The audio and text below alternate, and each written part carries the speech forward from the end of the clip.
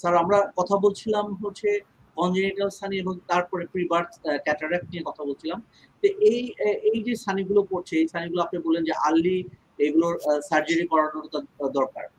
এই লক্ষণগুলো আসলে কিভাবে প্রকাশ পাবে, বিশেষ করে যেগুলো এজের পরে 5 বছর বা 6 বছর পরে ক্যাটারাক্ট বা ছানিগুলো হচ্ছে, পেশেন্ট প্যারেন্টস কিভাবে বুঝতে পারবে বা কোনো আর্লি কোনো সাইন আছে কিনা সে ব্যাপারে স্যার যদি একটু বলেন। যদি জন্মগতভাবে ছানি নিয়ে আসে তাহলে চোখটা দেখতে ক্যাটস আই রিফ্লেক্স বলে একদম সাদা দেখা যাবে। বিড়াল যেমন রাতের বেলা অন্ধকারে যেমন চোখ দেখা যায়, ক্যাটস আই রিফ্লেক্স, এটাকে আমরা বলে সাদা চোখ। এটা দেখাই যাবে যাদের ছোট জন্মগতভাবে। এটা আবার আরো দুই তিনটা কারণে সাদা দেখা যেতে পারে। একটা হলো চোখের ক্যান্সার, রেটিনোব্লাস্টোমা, আর একটা হলো নতুন ইদানিং আমরা খুব কাজ করতেছি, আগে এটা আমাদের নাম খুব কম ছিল, রেটিনোপ্যাথি প্রিমেচুরিটি। যাদের প্রিমেচুর বেবি হয় তাদের রেটিনা ছিঁড়ে যখন সাদা হয়ে যাবে, যখন ডিটাচড হয়ে যাবে, তখন আবার সাদা দেখা যাবে। এইগুলো হলো অনেকগুলো সাদার কারণ। এর ভিতরে দেখতে হবে যে কোনটা ছানি, কোনটা রেটিনোপ্যাথি প্রিমেচুরিটি এবং কোনটা retinoblastoma, malignant condition of the I. তিনটা কিন্তু ভিন্ন রকম। এক ছানি অপারেশন করলে সম্পূর্ণ ভালো দেখবে ভবিষ্যতে। রেটিনোব্লাস্টোমা যদি অপারেশন বা চিকিৎসা করা হয় তাহলে লাইফ সেভিং হবে। আই সেভিং হতে পারে, লাইফ সেভিং হতে পারে। Retinoblastoma is a malignant condition, যেটাতে লাইফ সেভিং করার জন্য আমরা অপারেশন করে থাকি।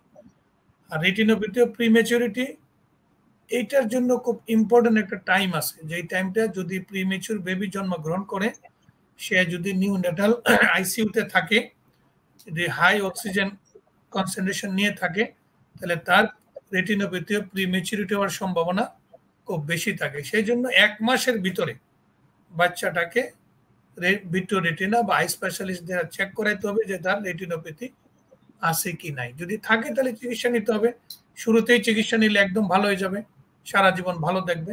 আর যদি 1.5 মাস, 2 মাস, 4 মাস, 6 মাস পরে চিকিৎসা নেয়, রেটিনোপ্যাথি হয়ে যখন সাদা হয়ে যাবে, ওই চোখে আর আমাদের তেমন কিছু করার থাকে না। সেই জন্যই এই তিনটা ডিফারেন্সিয়েট করতে হবে যে সাদা চোখটা কিসের কারণে।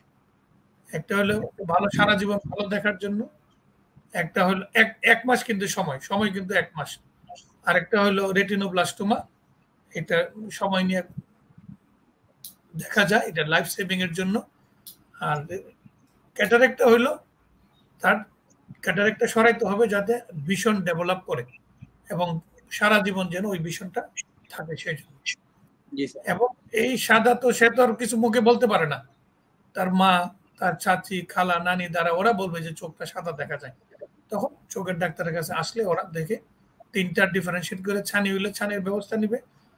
আর যত বড় হইতে থাকবে তার ছানিটা দেখাও যেতে পারে, অথবা তার কমপ্লেন করতে পারে সে চোখে কম দেখতেছে। আগে যেমন মাকে, নানিকে দেখতো, এখন দূরের জিনিস ভালো দেখে না। 5 বছর 6 বছরের ভিতরে খুব বেশি বড় কমপ্লেন না করতে পারলে বলে যে দেখে না, বা মারাই খেয়াল করে যে তার চোখটা ঠিক মতো ফলো হচ্ছে না। আর যদি বয়স বেশি থাকে তখন বলবে যে দূরের জিনিস দেখে না, আস্তে আস্তে কাছেও দেখে না।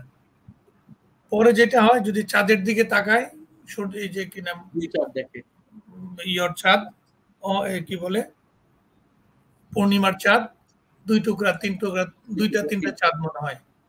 হ্যাঁ, তখন বুড়ি যে সুতা কাটে, ওই সুতা কাটাটার দেখা যায়, 2-3টা বুড়ি একসাথে মনে হয়। বুড়ির পা দেখা যায়, হাত দেখা যায়, এরকম অনেকে কমপ্লেন করে যে চারটা ভাঙ্গা ভাঙ্গা মনে হয়। আর যারা রিক্সা চালায়, ড্রাইভার, বা যারা নদীতে গাড়ি নৌকা চালায়, রৌদ্র উঠলে ওই তারা সামনে আর তেমন কিছু দেখে না। এরকম কমপ্লেন, বিভিন্ন জনের বিভিন্ন কমপ্লেন। ছানিটা দেখা যাইতেও পারে, নাও দেখা যেতে পারে। এটা ডাইলেট করার পরে চোখের পিপিলটা যদি আমরা ডাইলেট করি, তখনই আমরা বুঝতে পারবো যে তার যে কমপ্লেনটা, এটা কি ছানিজনিত নাকি অন্য কোনো কারণ।